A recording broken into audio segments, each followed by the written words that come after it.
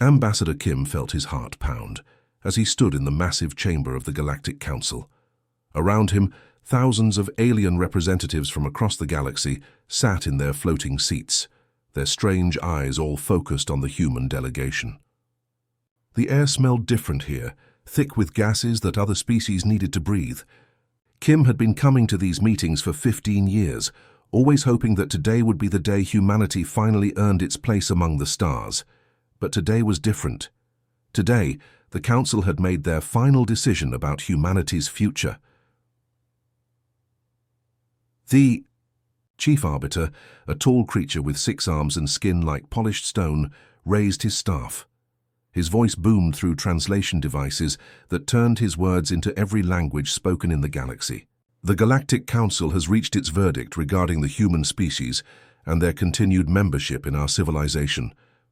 Kim's assistant, a young diplomat named Park, gripped the edge of their observation platform. She had been born on one of humanity's colony worlds, had never even seen Earth except in pictures. Her whole life had been built around humanity's place in the galactic community, now that future hung by a thread. The Arbiter continued, his words cutting through the chamber like ice. Humanity stands accused of 17 violations of galactic law, aggressive expansion into protected territories, refusal to follow established trade regulations, military build-up beyond approved limits, and, most seriously, the deliberate contamination of 3 primitive worlds with human culture and technology. Kim wanted to shout, to defend his people, but he knew it would be useless. The decision had already been made in private meetings, in backroom deals between species that had ruled the galaxy for thousands of years. Humanity was too young, too unpredictable, too dangerous for their taste. The vote is as follows, the Arbiter announced. 847 worlds vote for immediate expulsion. 3 worlds abstain. 0 worlds vote against. The farm words hit Kim like a physical blow. Not a single alien species had stood up for humanity, not even their closest trading partners, the ones who had benefited most from human innovation and friendship. Fear had won over loyalty, politics over justice. Around the chamber, alien voices began to rise in celebration. Some species had been pushing for this moment for decades, afraid that humanity's rapid growth would threaten their own power. Others simply wanted to be on the winning side. The noise grew louder, a cacophony of clicks, whistles, and sounds that human ears couldn't properly understand. The Arbiter raised his staff again, demanding silence. The sentence is immediate and total banishment from galactic civilization. All human colonies outside of their original solar system must be evacuated within 1 standard year. All trade agreements are hereby terminated. All diplomatic relations are severed. Any species found providing aid to humanity will face similar punishment. Park's face had gone pale. "Sir," she whispered, "what about the colonies? There are millions of humans living on worlds throughout Council space. Families, children, who have never known any other home." Kim closed his eyes for a moment, feeling the weight of responsibility crushing down on him.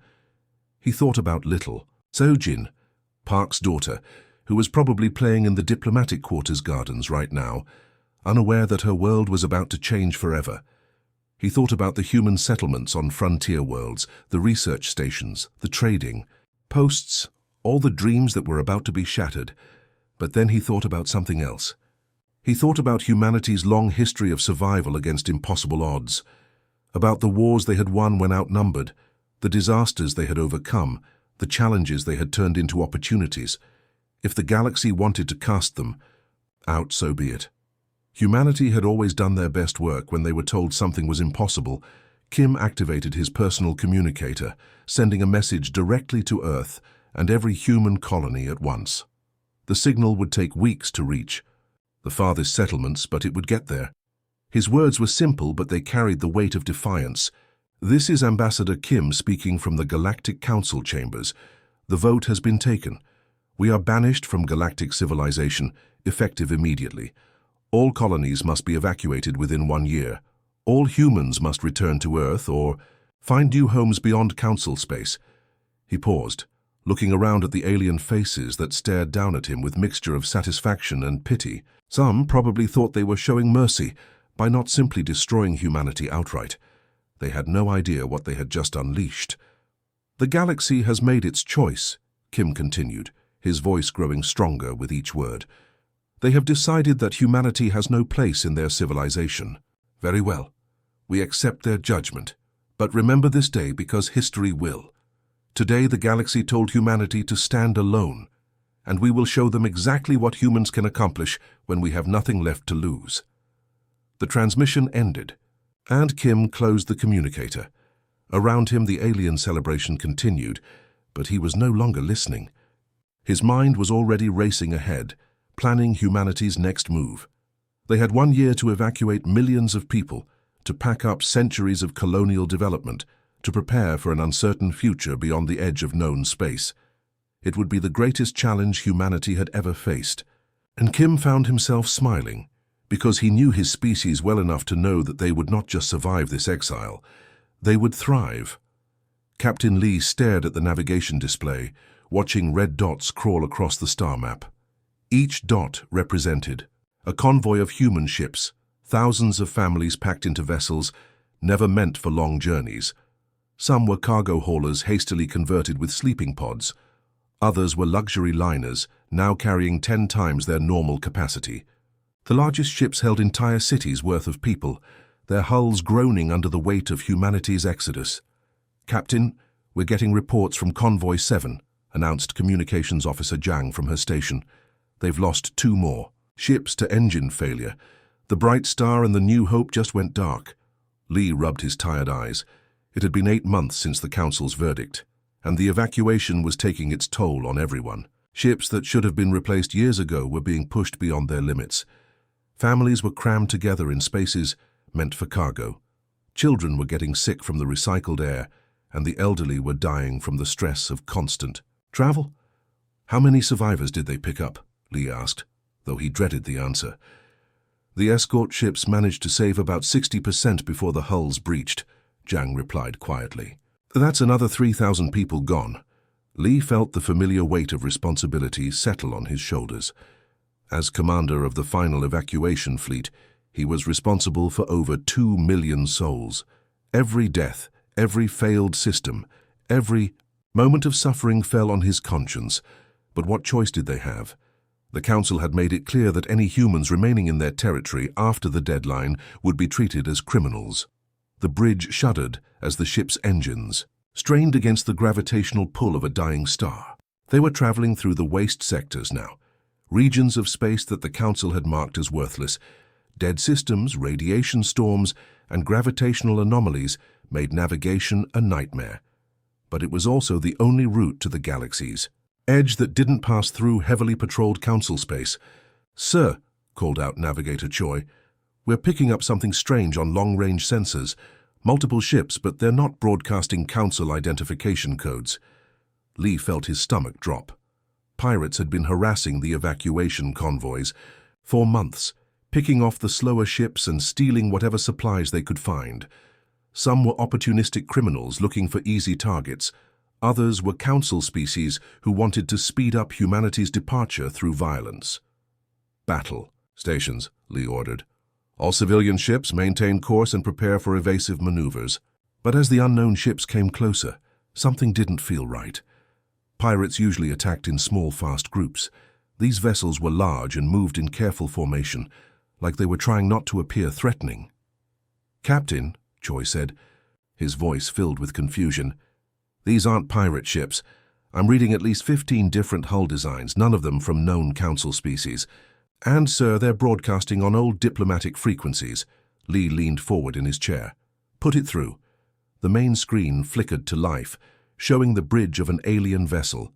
But the creature looking back at them wasn't like any Council species Lee had ever seen.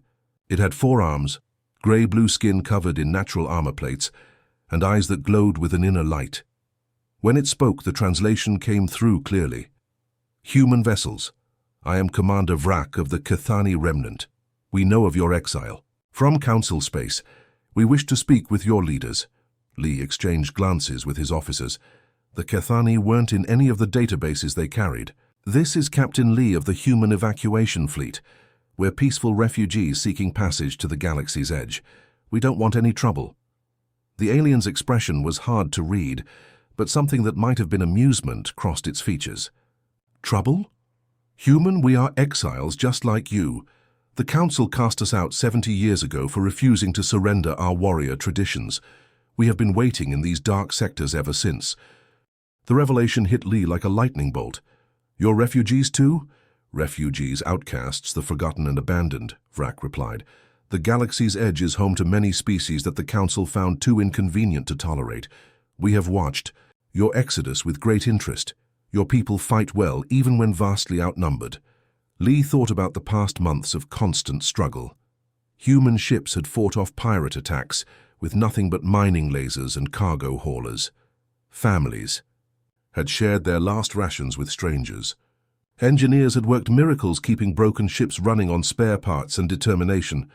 We do what we must to survive, Lee said simply. Yes, Vrak nodded approvingly. We know this feeling well. Commander Lee, we offer you safe passage through our territory. More than that, we offer you something the Council never did. We offer you partnership between equals. The bridge fell silent as Lee processed this unexpected turn.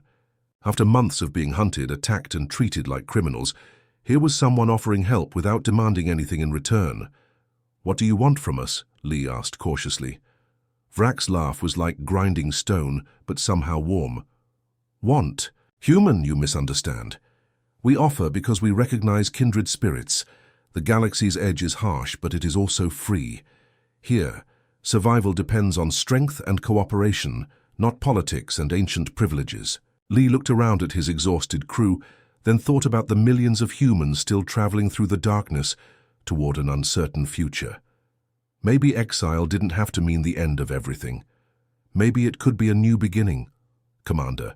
Vrak, Lee said formally, humanity accepts your offer of safe passage, and we would be honored to learn more about partnership. The alien's glowing eyes seemed to brighten. Excellent. Welcome to the Rim, Captain Lee. Here, the strong survive and the clever thrive. Your people will do well. Dr. Park adjusted. Her translation device as she entered the meeting chamber, carved from solid asteroid rock. The space was unlike anything she had ever seen in Council territory. Instead of the sterile, polished halls of galactic diplomacy, this room felt alive with the energy of desperate survivors who had learned to trust each other through shared hardship. Around the circular table sat representatives from 7 different species, all of them exiles from the so-called civilized galaxy. To her left, Commander Vrak of the Kethani warrior clans sat with his forearms crossed, his armored skin bearing scars from countless battles. Across from him, a being that looked more machine than organic, hummed quietly as its optical sensors studied the humans. The Nexari, as they called themselves, had been cast out when they chose to enhance their bodies with technology the Council deemed dangerous. Park had been a xenobiologist before the exile, studying alien cultures for the diplomatic corps. Now she found herself humanity's chief negotiator, trying to forge alliances that would keep her people alive in the galaxy's most dangerous region. The irony wasn't lost on her that she was finally getting to study alien cultures up close. Just not in the way she had originally planned. Dr. Park, spoke Zira, the representative of the Driftwalkers, her voice carrying the musical quality of her nomadic people. Your convoy brought medical supplies, yes? Our children suffer from the radiation sickness. The young ones, they need help. Park nodded, pulling up data on her tablet. We have medicine that should help. Our doctors have been working on treatments for radiation exposure ever since we started traveling through the waste sectors, but we'll need to modify it for your species biology. This was how it had started 3 months ago. Simple trades between desperate people, medicine for safe passage, technical knowledge for food supplies, repair services for protection from pirates. What surprised Park most was how eager these outcasts were to help each other. In Council space, every deal involved lengthy negotiations and formal contracts. Here, a handshake and a promise seemed to carry more weight than legal documents. The machine being, who called itself Unit 7, spoke in a voice like grinding gears. Human innovation impressive. Your engineers fixed our manufacturing unit in 2 days. Council engineers said impossible repair. Park smiled at the memory. Chief Engineer Kim had taken one look at the Nexari's broken factory ship and declared, "It, just another puzzle to solve." While the Nexari had given up on the ancient machine, Kim had crawled inside with nothing but basic tools and somehow gotten it working again. The trick, he explained later, was thinking like a human, instead of following the manual. "That's what humans do," Park replied. "We find ways to make things work, even when we're told they can't." Commander Vrak leaned forward, his glowing eyes fixed on Park. "This is why the Alliance grows stronger. Each species brings gifts. Cathani brings strength and protection. Nexari bring technology and manufacturing. Driftwalkers know hidden paths through dangerous space. Humans bring innovation and the will to never surrender." Over the past months, Park had watched something remarkable happen. The exiles weren't just surviving anymore, they were thriving. Human doctors worked with Driftwalker healers to create new medicines. Cathani warriors trained human security teams in combat techniques that the Council had banned as too aggressive. Nexari technology merged with human engineering to produce ships faster and more efficient than anything in Council space. The breakthrough had come when Engineer Kim figured out how to combine human fusion technology with Nexari quantum processors. The result was a power source that generated twice the energy while using half the fuel. When they tested it on a cargo hauler, the ship's speed increased by 40% and its range doubled. The Council would kill for this technology, Park had told Kim as they watched the test results. Kim had just grinned. "Let them. By the time they figure out what we're doing, we'll be 10 steps ahead." That was the human way, Park realized. While the Council spent decades debating every small change, humans adapted and improved constantly. Add that to alien knowledge that had been suppressed for centuries, and the possibilities were endless. "Dr. Park," Unit 7 spoke again. "Proposal for consideration. Nexari wished to share quantum computation technology. Exchange for human medical knowledge. Our organic components failing. Need biological expertise." Park felt her heart race. Quantum computing had been restricted technology in Council space, available only to the most advanced civilizations. The fact that the Nexari were willing to share it freely showed how much trust had developed between the exile species. "We accept," Park said without hesitation. "Our medical teams would be honored to help your people." Zira's musical laughter filled the chamber.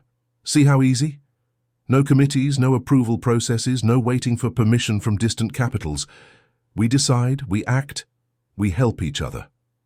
Commander Vrak stood, his massive frame casting shadows across the room. "The Alliance grows stronger each day, but we must think beyond survival now.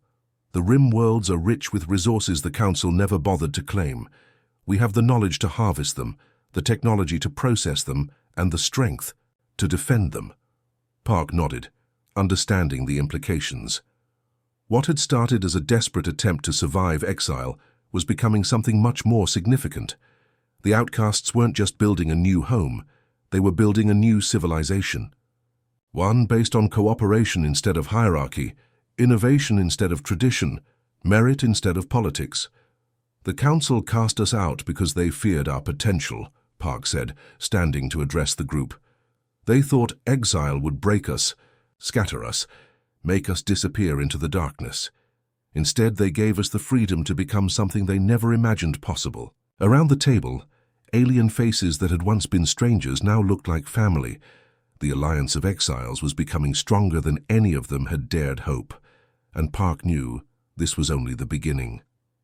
Admiral Han walked through the shipyard that had once been nothing but empty space and scattered asteroids. Now it buzzed with activity as workers from a dozen different species welded, hammered, and assembled what would become the backbone of humanity's new empire. The sound of construction filled the void, a symphony of determination that echoed through the metal corridors of the massive space station. 5 years had passed since the exile began, and Han still remembered the day when all they had were broken cargo ships and refugee transports. Now he stood watching as the newest battleship took shape, its hull gleaming with armor plating that combined human steel with Cathani biometal and Nexari energy shields. It was beautiful in a way that Council ships never were, because it had been built with purpose instead of politics. "Admiral," called Engineer Kim as he floated over on a maintenance platform. "The new engine core is ready for testing. The fusion quantum hybrid is producing power levels we never thought possible." Han nodded, still amazed by how much they had accomplished. When the Council had banished humanity, they probably expected the exiles to disappear quietly into the darkness. Instead, they had found something in the rim that the galactic core had forgotten: the power of cooperation between equals. The Terran Empire, as they now called themselves, hadn't been built through conquest or force. It had grown because word spread through the galaxy's outcasts that there was a place where species were judged by their contributions, not their politics. Every month, new refugees arrived at the rim, fleeing Council oppression or seeking the freedom to develop their own cultures. Just last week, an entire colony of Zerani artists had arrived, their ships loaded with families and children. The Council had tried to force them to abandon their traditional crystal singing, claiming it interfered with communication networks. Rather than give up their heritage, they had chosen exile. Now their beautiful songs filled the corridors of human stations, and their crystal technology was being integrated into communication systems that worked better than anything the Council had ever developed. "Sir," Communications Officer Zhang approached with a data pad, "we're receiving another request for membership. The Talmori Federation wants to join the Empire. They're offering to bring their entire mining operation and 3 inhabited systems." Han studied the information. The Talmori were skilled miners who had been forced to give 90% of their profits to the Council in taxes. Their decision to join the Empire meant they could keep their earnings and invest in their own people's future. It was a pattern he had seen repeated dozens of times. "Approved," Han said without hesitation. "Send a welcome fleet to escort them safely to our territory, and make sure they know their mining rights will be respected." This was how the Empire grew, not through invasion or threats, but through invitation and opportunity. Species came to them because they offered something the Council never had: the chance to control their own destiny. The transformation had been remarkable to watch. What started as scattered refugee camps had become thriving colonies. Abandoned, asteroids had been turned into manufacturing centers. Dead systems had been brought to life with terraforming technology that combined the best knowledge from every member species. Han's favorite success story was the colony of New Hope, established on a planet the Council had deemed worthless because of its harsh climate. Human engineers had worked with Driftwalker environmental specialists and Cathani bioformers to create a world where all 3 species could live comfortably. Now it was one of the Empire's most productive agricultural centers, feeding millions of people across the rim. "Admiral," Captain Min's voice came through the communication system, "the patrol fleet is reporting something interesting. A Council survey ship has been spotted near the border. They seem to be studying our territory." Han wasn't surprised.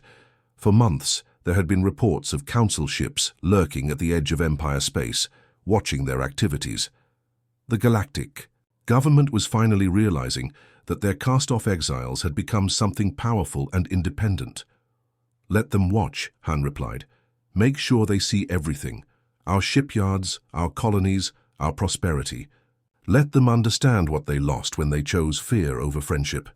The truth was, the Empire had already surpassed the Council in several key areas. Their ships were faster and more efficient. Their technology was advancing at a rate that left galactic science behind.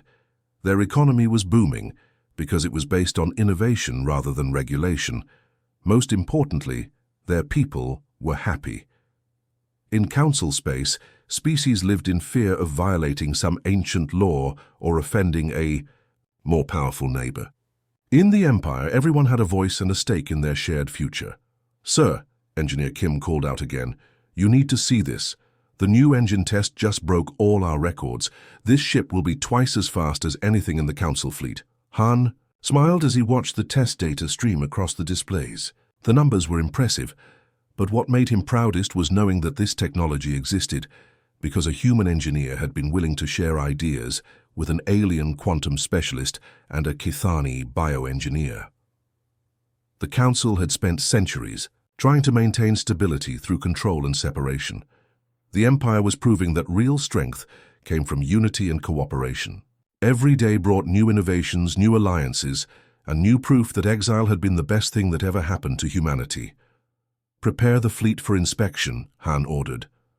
"I want every ship ready for display. If the Council wants to see what we've built, let's give them a show they'll never forget." The Empire was no longer just a refuge for the galaxy's outcasts. It had become a beacon of hope, showing that there was a better way to live among the stars. And this was only the beginning. Emperor Cho stood in the grand hall of the Imperial Palace, watching the holographic display that showed the carnage spreading across the galaxy. The Devourers had appeared without warning from the dark space between galaxies, their biomechanical ships consuming everything in their path. Entire council worlds had gone silent in a matter of days, their populations either dead or absorbed into the enemy's living fleet.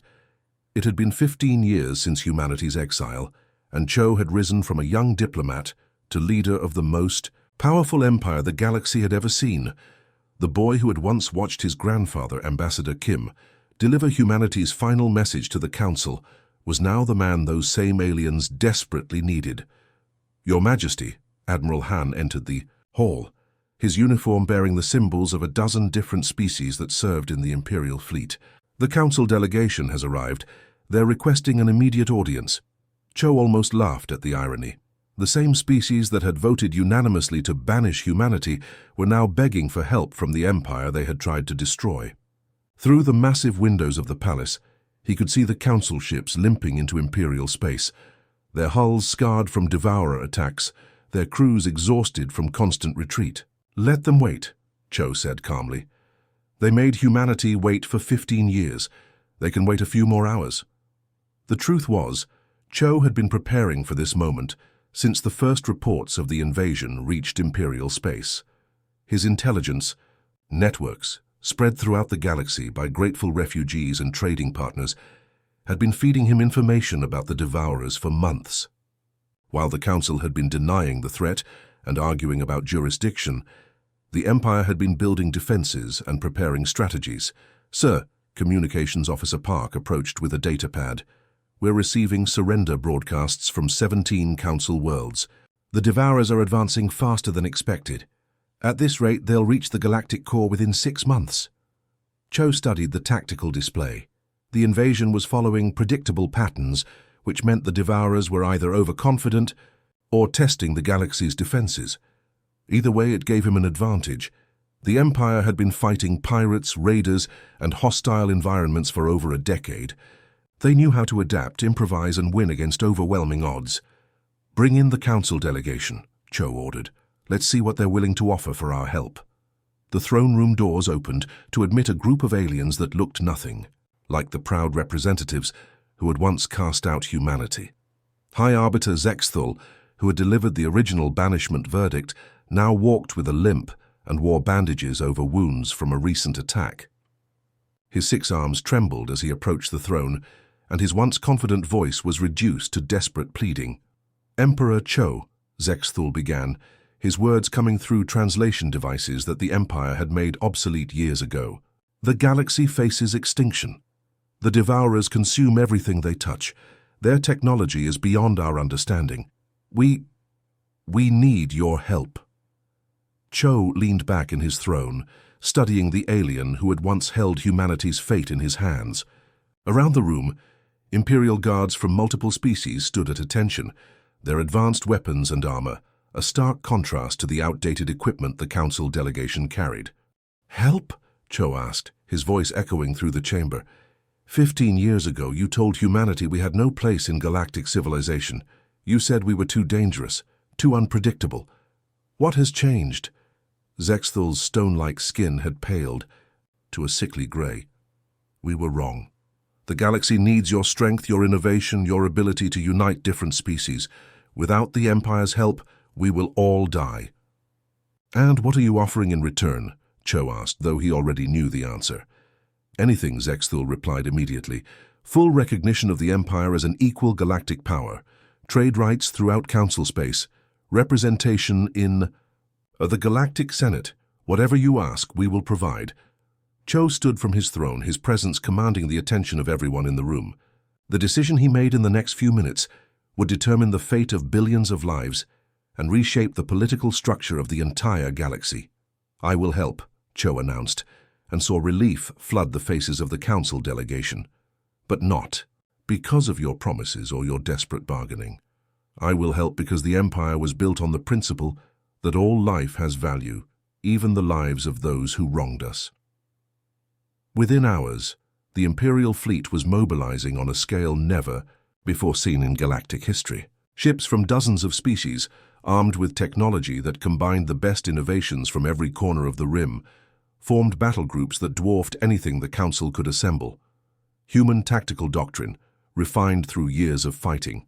In the galaxy's most dangerous regions, guided fleets that moved with precision and purpose, the Battle of the Void Gates became the turning point of the war.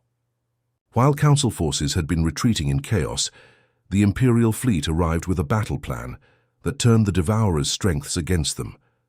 Human engineers had studied the enemy's biomechanical technology and found weaknesses that traditional weapons couldn't exploit.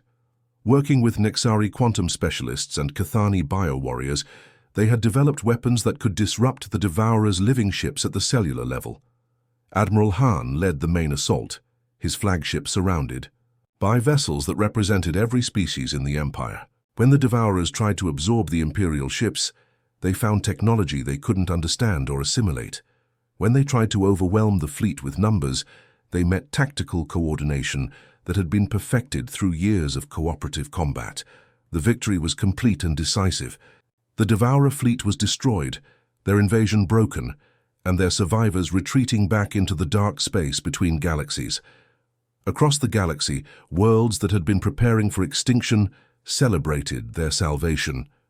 In the aftermath, as Council representatives formally signed treaties that recognized the Empire as the galaxy's dominant power, Cho reflected on the journey that had brought them to this moment.